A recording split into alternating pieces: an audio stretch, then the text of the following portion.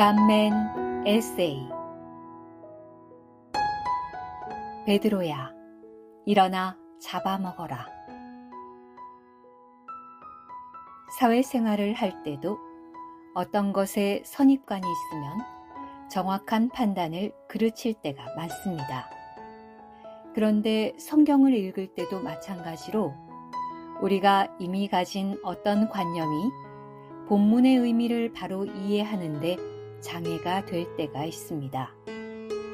하나님의 말씀은 죽은 말씀이 아니라 산 말씀이므로 우리가 말씀 앞에 나아갈 때는 참으로 존재가 비워지고 진지하게 마음을 열고 배우려는 겸손한 자세가 필요할 수 있습니다. 오늘 아침에 사도행전 10장을 읽으면서 베드로와 주님 사이에 하늘에서 내려온 보자기 속에 담긴 것들을 먹는 문제로 서로 의견이 대립하는 장면을 묵상하면서 많은 느낌이 있었습니다. 즉, 베드로가 비몽사몽 중에 하늘이 열리면서 큰 보자기 같은 그릇이 내 귀퉁이에 끈이 달려서 땅으로 내려오고 있는 것을 보았는데 그 안에는 땅에 온갖 4발 달린 짐승들과 기어다니는 것들과 하늘의 새들이 있었습니다. 이에 대하여 주님과 베드로는 다음과 같은 말을 주고받았습니다.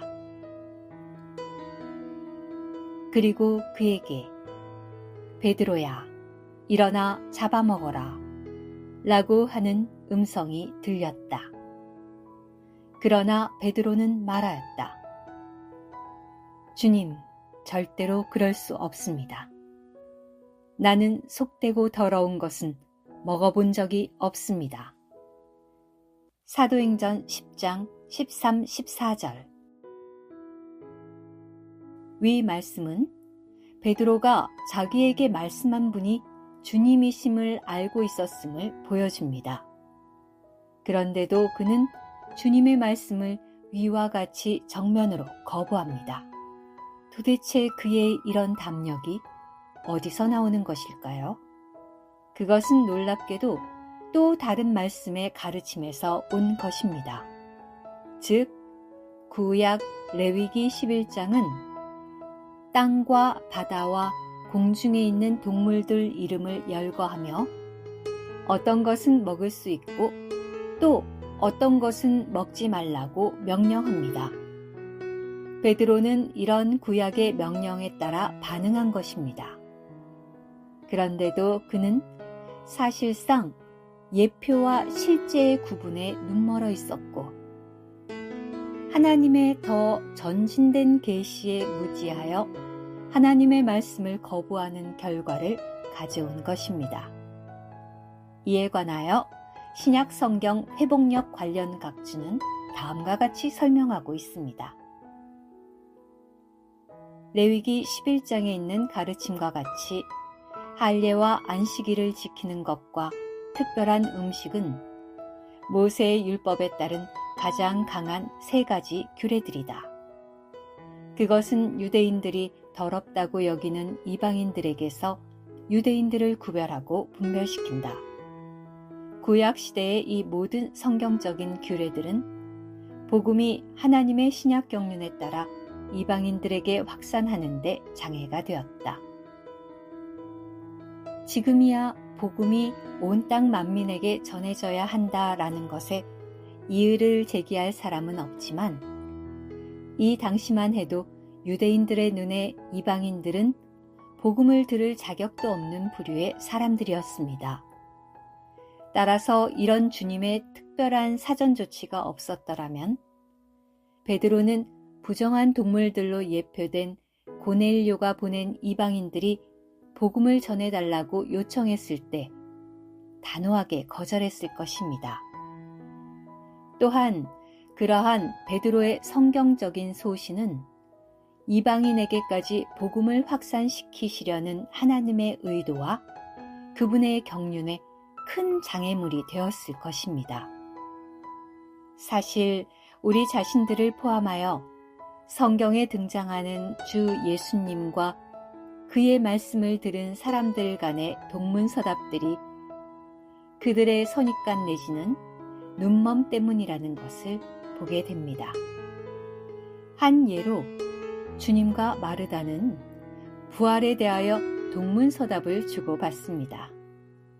즉, 주님은 부활을 죽은 나사로가 지금 사는 것, 그리고 그분 자신이 부활이심을 말하나 마르다는 같은 용어인 부활을 마지막 날 부활 때로 생각하면서 대화를 주고받습니다. 8장에서는 주님과 바리새인들이 자유, 아버지라는 단어를 가지고 동문서답을 합니다. 이런 동문서답은 모두 사람 쪽의 선입관 내지는 눈먼 때문입니다. 그러나 다행히 베드로는 레위기 11장이 말하는 부정한 동물들에 대해 처음에 가졌던 관념이 주님과의 추가 대화를 통해 벗어지게 되고 다음과 같이 제대로 된 이해를 하게 됩니다. 여러분도 아시는 대로 유대인이 다른 민족과 사귀거나 가까이 하는 것은 율법에 어긋나는 것이지만 하나님은 어떤 사람도 속되다거나 더럽다고 해서는 안 된다는 것을 나에게 보여주셨습니다. 28절 같은 맥락에서 볼 때 이미 주님을 믿어 하나님의 자녀들이 된 우리에게는 과연 소위 이방인에 대한 차별이 없는가 돌아볼 필요가 있습니다. 사람의 생각을 따라 어떤 사람은 복음을 전하면 잘 받을 것 같고 또 어떤 사람은 아예 복음을 전할 마음 자체를 접는 식의 차별이 여전히 존재함을 봅니다. 이 점에 관해 워치만니 형제님은 주님의 사역자의 성격에서 우리의 인식을 새롭게 하는 조언 내지는 경고를 하고 있습니다. 즉, 그는 제2장 사람을 사랑할 줄 알아야 함에서 사람을 보고도 싫어하거나 번거롭다고 느끼거나 멸시하는 사람은 하나님의 종이 되기에 합당하지 않다라고 말합니다. 또한 그는 사기꾼이나 범죄자나 방종한 사람에 대해서는 어떻게 해야 하는가? 형제자매여, 이런 이들에 있어서 당신은 자기 자신을 돌이켜 보아야만 한다. 당신에게 하나님의 은혜가 없었을 때 당신은 그들보다 좋았는가? 라고 반문합니다.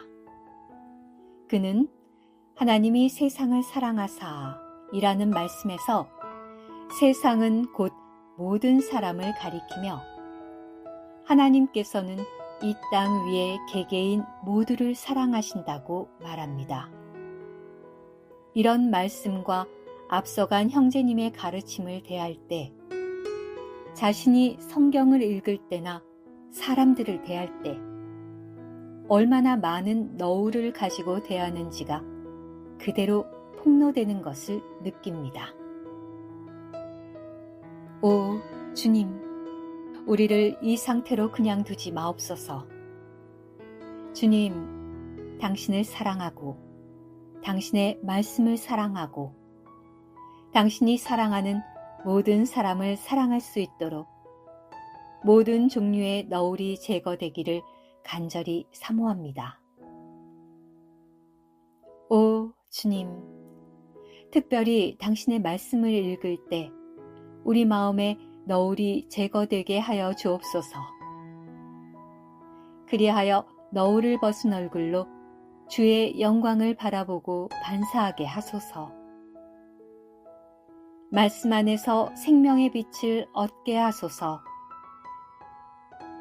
이 빛이 어둠을 삼키게 하시고 사람들을 대할 때 당신이 사람을 대하는 그 마음으로 대하게 하소서.